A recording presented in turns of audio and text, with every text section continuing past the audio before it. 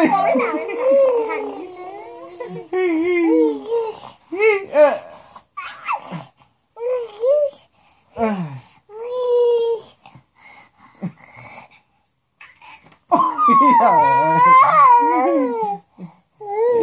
thế nằm bụng bố ngủ không?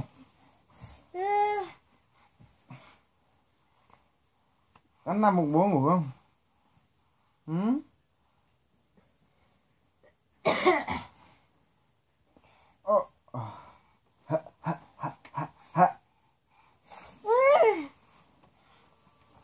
Ui trời ơi. thế thì còn à. Xin chào các bạn.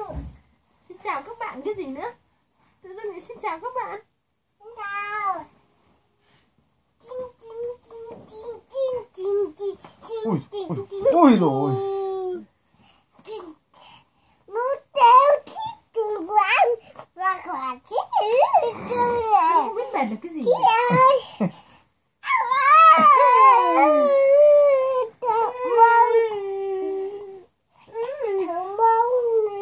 Chồng mong làm gì?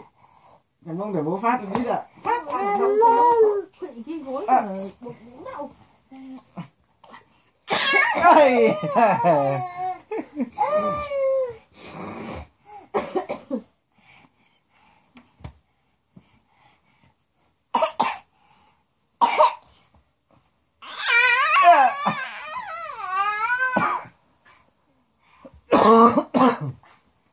Chết mất.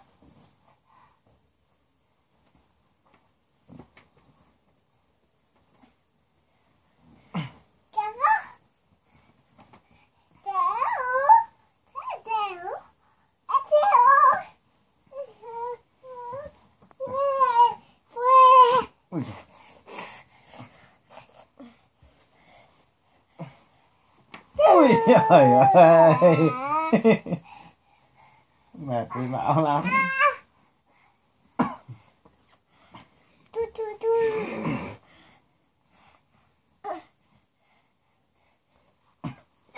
Ui giời.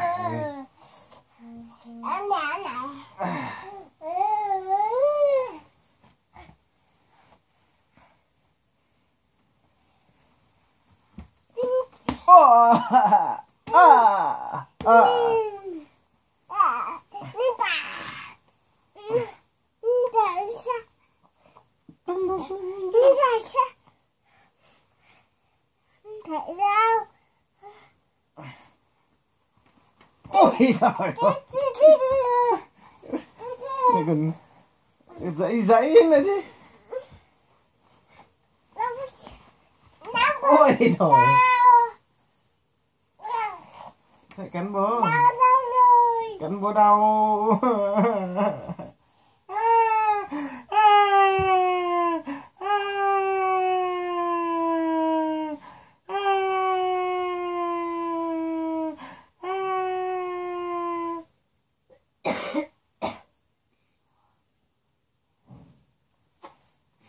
Con nhiều à? Con yêu ai nhất à? Con yêu ai nhất? Con yêu ai nhất?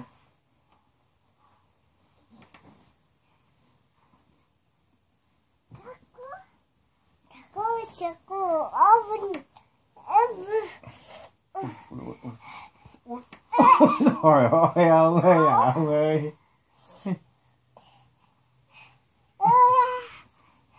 À thấy thơm bố chưa? Thơm bố em à?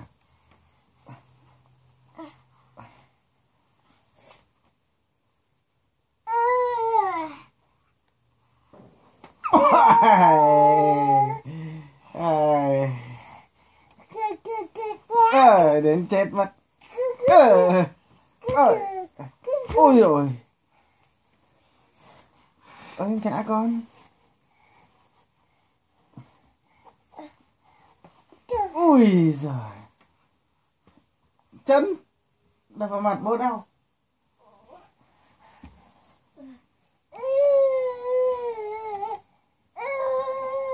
À bố làm bụng mẹ đây.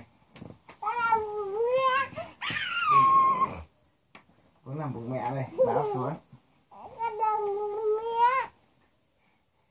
Thế mẹ làm bụng bố nhá. Mẹ làm bụng bố nhá.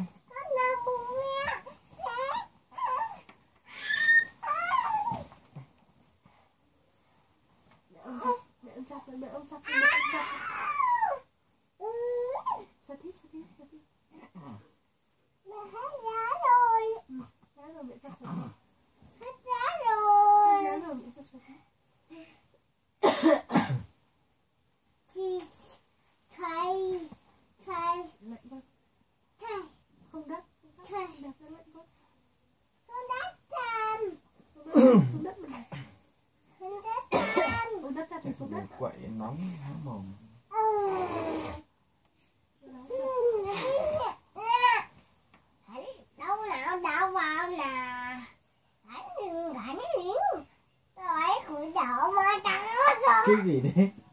Con nói tiếng gì đấy? Hải báo. Cái hải báo. Cái hải báo. Tít hải báo hay cái gì? Thế. Đây. Ủa. Đố bé biết. Đố bé biết. Gì nữa? Đố bé biết. Số 6 ở đâu? Đố bé biết 6 ở đâu? Đúng rồi, bé biết là trong mình. Bé biết số 1 ở đâu? Đúng rồi, bé biết là trong mình. Đố bé biết số 6 ở đâu? Đúng rồi, bé biết là trong mình. Đố bé biết số 2 ở đâu? Đúng rồi, bé biết là trong mình. Đố bé biết số 6 ở đây. Số 9 ở đâu? Đúng rồi, bé biết là trong mình. Đố bé biết số số số không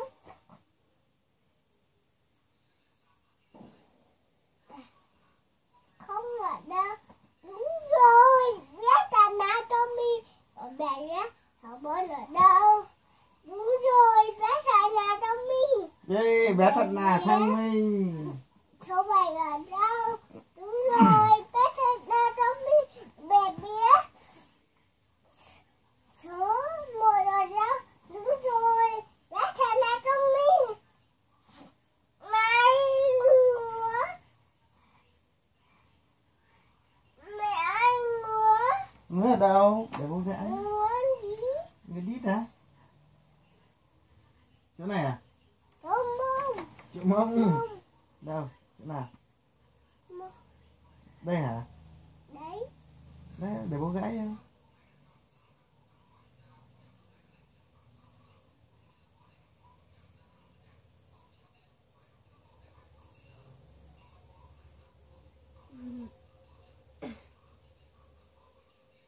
Chỗ mông. Ngứa đít ở chỗ nào? Chỗ mông.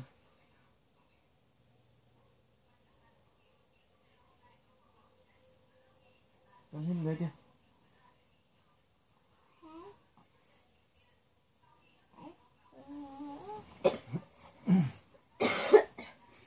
Chưa.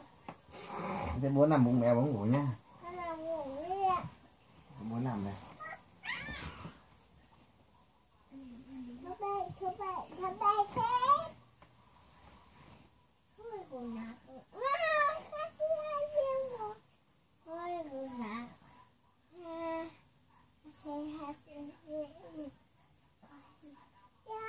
Ya hàng không biết. Con thịt. Cậu nơi con. Con nạc của ba. Nó sẽ hai viên con.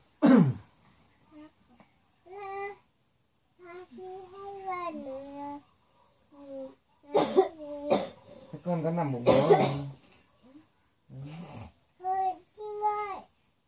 Con có nằm bụng bố không? Thầy vội à?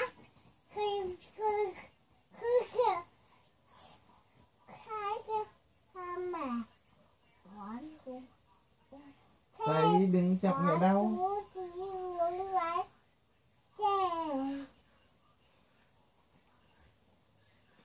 Con ăn đồ.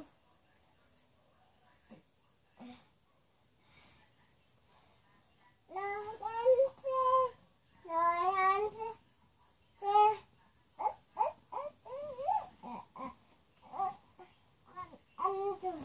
Con ăn đùa. Con ăn đùa.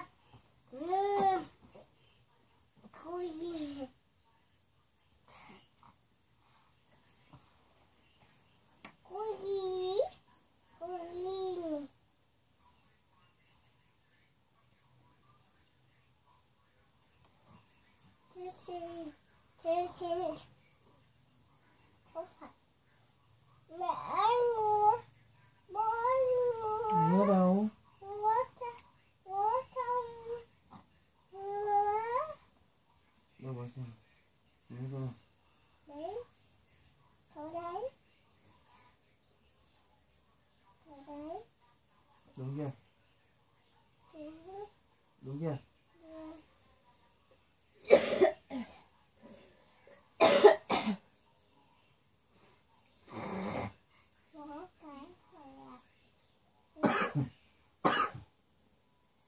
Một cái đúng chưa? Để tôi gãy từ bên ngoài.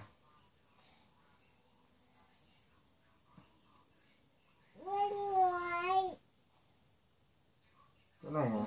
Con dưới đây hả?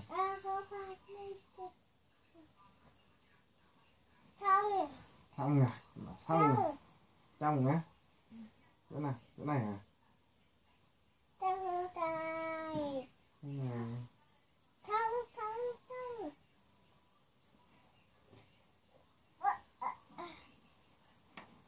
Thế con ngủ đi.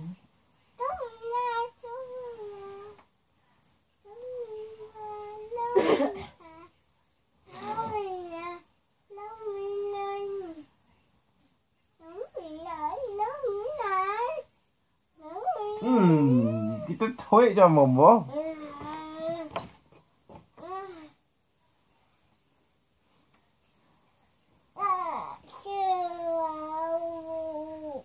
Thế con yêu tay bố đi, con yêu tay bố đi nào.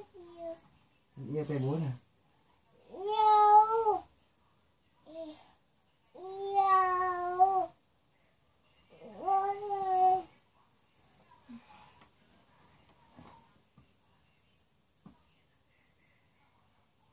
Gối nhà Thủy mà người lạ trưng lên băng lên biển.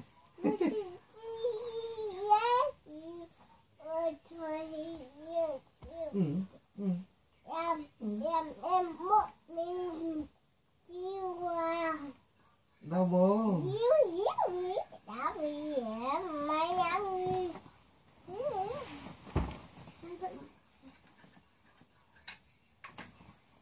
Ôi chết trời. Đây bố đây, bố đây.